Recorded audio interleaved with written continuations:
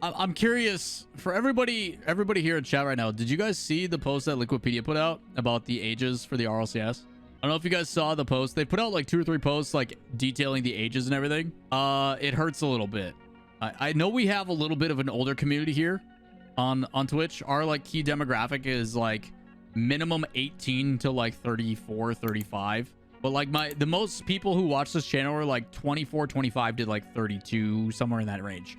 So reading this hurt a little bit because they talk about like the oldest average age for teams, the oldest pros, the youngest pros, and all of them are still like 9 years younger than I am. Kind of hurts being that old. So I figured I would hit you guys with some interesting things to really drive this home. I also reached out to the statistician for RLCS. If you guys haven't heard me talk about Direct, the guy's a living legend.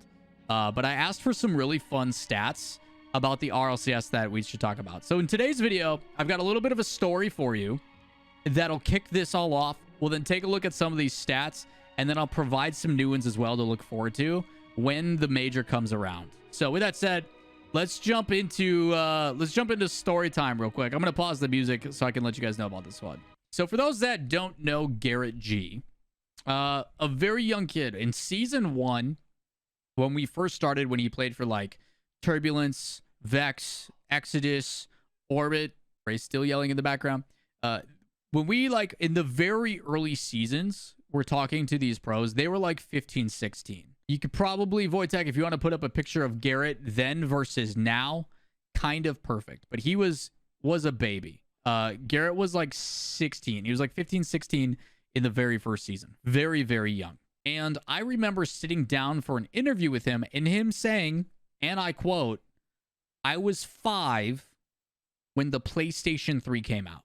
And that hurt me. It hurt a lot, actually, because it put into perspective the contrast of like ages for those. He was in 5th grade. I'm pretty sure he said I was in 5th grade when the PS5 came out or something, or PS3 came out or something to that extent. I'm pretty sure that's what he said. When PS3 came out, I was in 5th grade. I think is what he said.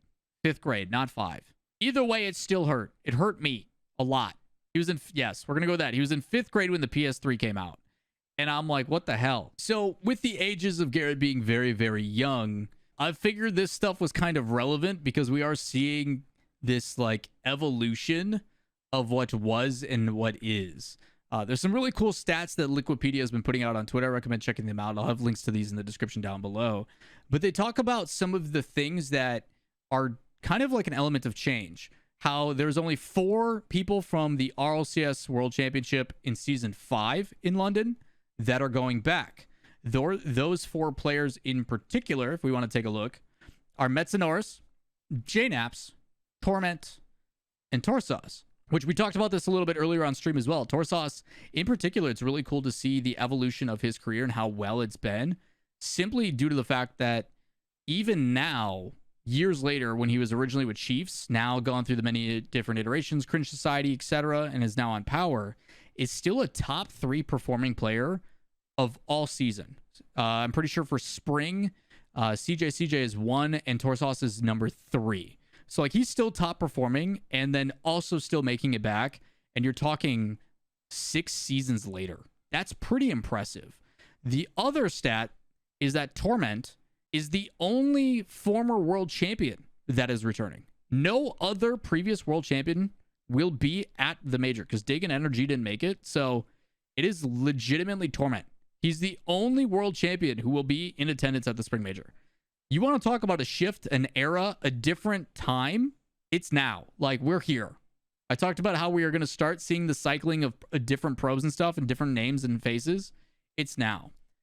On the contrary to that, you are seeing some returns like JNaps. Chicago's been around for a long time, etc.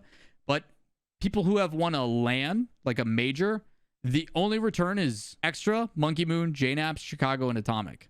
Normally Mark by 8 would also be in that conversation, but they now have Seiko. So you're telling me there's 5 people who have won a LAN this year that are coming back. That's insane to me. That's such a crazy stat. And we haven't even gotten to the espresso depresso part of the ages. There's more. The next one. These are 9 players who are set to play in their first one. Thought this was cool to give some love to the new players. O'Khaled, obviously, we didn't get to see him in winter should be there for spring, which is cool. We've also got Gaming Gladiators. It's the first time that APAC South is going to be in attendance. Awesome to see them. K-Corp also has some new debuts. Nolly, after being kicked from his team, now being a major contender. We're also seeing Itachi show representation, which I really, really love. A lot of people kind of focused on. We talked about the hot takes. K-Corp, hit and miss. There's a lot of potential with that team. Maybe Astro goes back to some Season 8 vibes. We'll have to see. And then obviously Team Liquid. Team super young team. 15, 15, 16, barely 17. It kind of hurts. Kind of hurts how young you guys are. But some LAN debuts, right? So that was pretty cool. 9 players. We then talk about how young some of these players are. And looking at the date of birth year, that's where it hurt. That's where it hurt. Because to put in perspective, the young ones, like I'm on my way out of high school. Like I'm almost done. Like I've got a year and a half left, and I'm out of high school. Like I'm I don't know if you heard me, but like 2007 babies, and you think about that, right? Like what? Like they're young. They're so young. But I didn't think people were born past the year 2000. Also, very jealous of anybody who was born in the year 2000. You always know how old you are. You know? You just look at what year it is and you go, yeah, I'm that. I did it. Also, shame on you for saying this, Rise. You want to talk about what really grinds my gears? When someone who is 17 says they're old. It hurts, man. It hurts. Rise sees this and goes, man, I'm old. I was born a year before these guys. Oh, my back. Oh, it hurts. I stand up, my knees pop. Like, what? What are you on about? Come on, man. And then we get to see the contrast, right? So these are the young guns. Obviously, Team Liquid is the youngest team. But in contrast to this, you then see the old ones. And the oldest they get is 23. They're still barely in the demographic of like, oh, hey, we're almost millennials. Not quite. But we're old. Like, I think about how long Metsanaris has been in this space and in this scene. And then you think about it, I'm like, he's still only 23, isn't he? Metsanaris is the age I was when I started working in esports. You know? Like, it kind of hurts. Like, where's my walker? Where's my cane? Like, I need my bifocals. It is wild to think about. Also, fun fact, if you guys didn't know, Express and I share the same birthday. I knew about this only because the first time I met him when I went out and hung out with, was it Tainted Minds at that point? I forgot what it was. But yeah, Express and I, same birthday. Who would have thought? The other side of things too is you look at these, it is crazy to see. I talk about this evolution and how things are transitioning. Like the year 2000.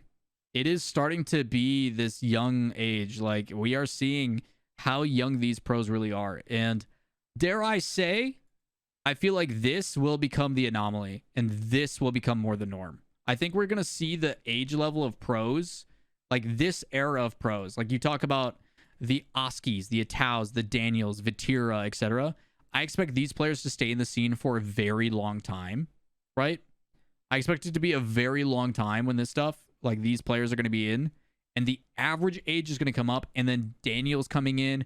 Obviously, we've got like Zen, Drawley, stuff like that, becoming the anomaly versus otherwise. Like, I don't think Rocket League as a game is like, the skill is increasing at such a rapid rate that it's going to be like, holy crap, staying and keeping up with mechanics is super difficult. But the ones that are super mechanical now, I think will be around for a longer period of time. That is my like way too soon prediction. Also, Karma had some things to say about this too. She's like, when I turned pro in 2018, I was 25, almost 26-year-old. That was almost 5 years ago, and I'm still older than all the pros are 5 years later. Yeah, Karma, I'm with you. I get it. I get it. It hurts. It hurts. And then the last one that they had is the average ages. This is the average age of all the teams. Some of them, and by some I mean just one, Power can drink in North America. So if they go to Dallas, they can have alcohol. All the other ones, nope. Oh, it hurts. It hurts so much, dude. Like, people joke about how esports managers are just adult, like, they're babysitters. Now you know why. I will also say, I think I'm going to try to convince V1 to let me take Landon to his first rated R movie for a content piece. I think that'd be really funny.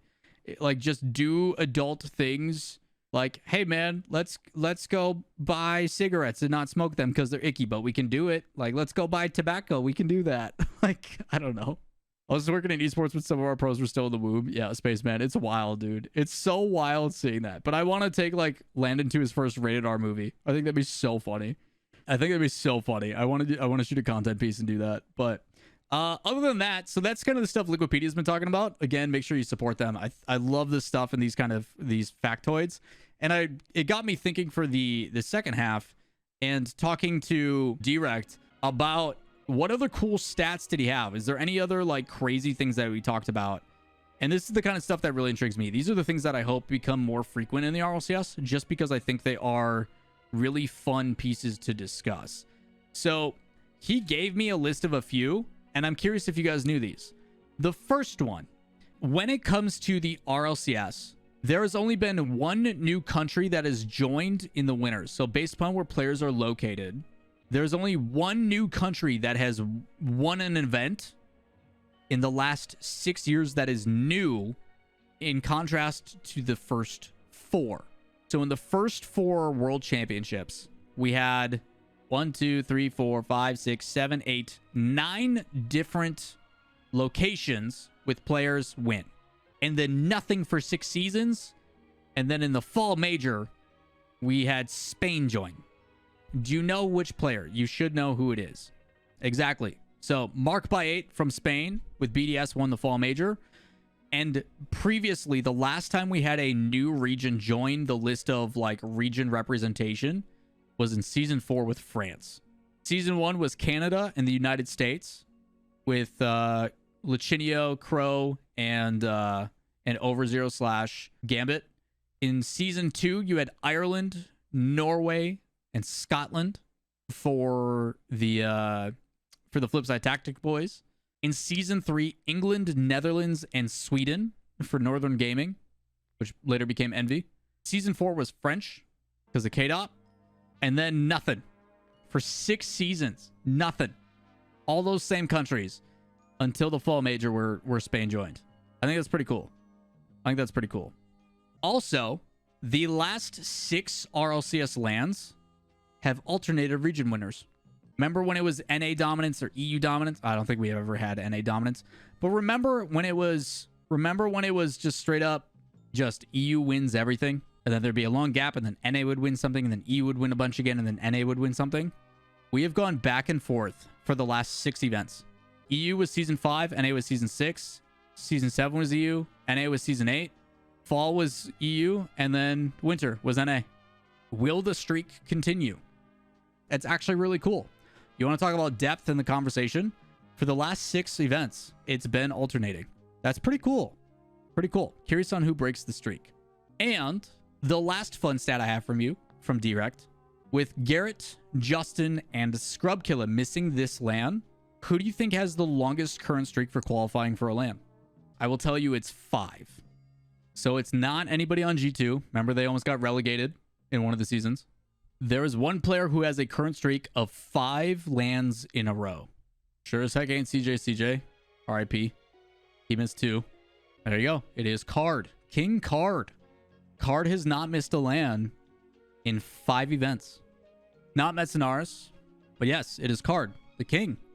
Before that, it was obviously Garrett. Garrett was number 1. Justin was since season 5. And then Scrubkilla. When he joined, he didn't make it his first season. And then in season 7, he won. Season 8, they went back.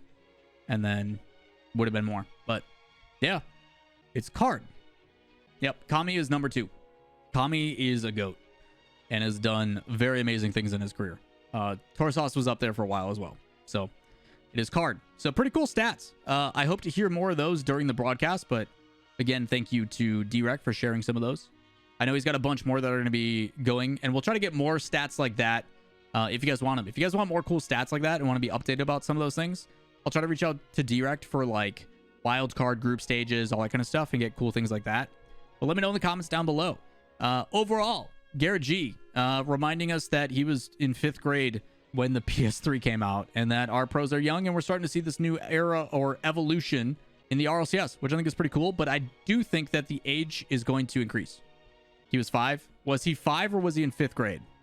Because if he was 5, that hurts even more. Was I right the first time I said it? He was 5. Oh god. Oh, it's worse. I thought it was less bad. No. Oh no. He was born in 2001. It came out in 2006. Oh, I hate it. Oh, he was 5. It wasn't 5th grade. No, we were right the first time. Oh. All right. Between being old and Ray reminding us that it's only game while you have to be mad. That is going to do it for today's video. Hope you guys enjoyed this type of stuff. It's always fun for us to kind of take a trip down memory lane, as well as talk about how old we are. Super fun. But if you guys enjoyed this type of content, let me know in the comments. While you're down there, give it a thumbs up, subscribe, notifications, and we'll see you in the next one. Peace.